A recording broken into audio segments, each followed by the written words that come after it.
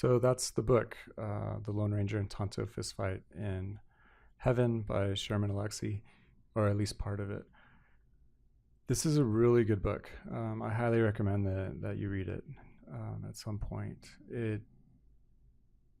He's a great author. It's written so well. It's an easy read. It took, I don't know, I think front to back probably 4 or 5 hours.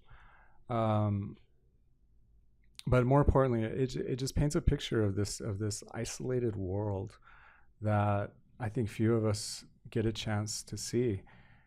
I lived in Tulsa, Oklahoma for a while, and there's a couple reservations there, and not once. It was like a bubble.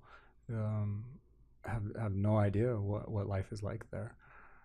So this book and the movie, I intend to get the movie. My wife has seen it. She actually told me about it years ago, and I didn't make any connection until after I'd read this book. But I think it's important for us to see this not only as an isolated society within our society,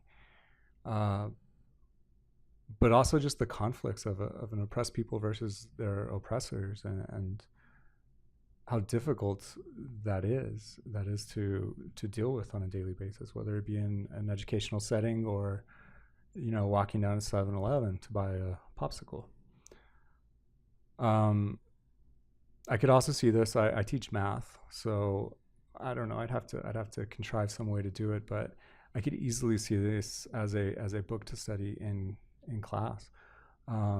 Just glancing around on the internet for some stuff, there's lots of study guides and questioning, like book club leading things, which I think could be adapted for the classroom and make this an interesting discussion in class with students. So in the end, read the book. It's very good. It is a little sad.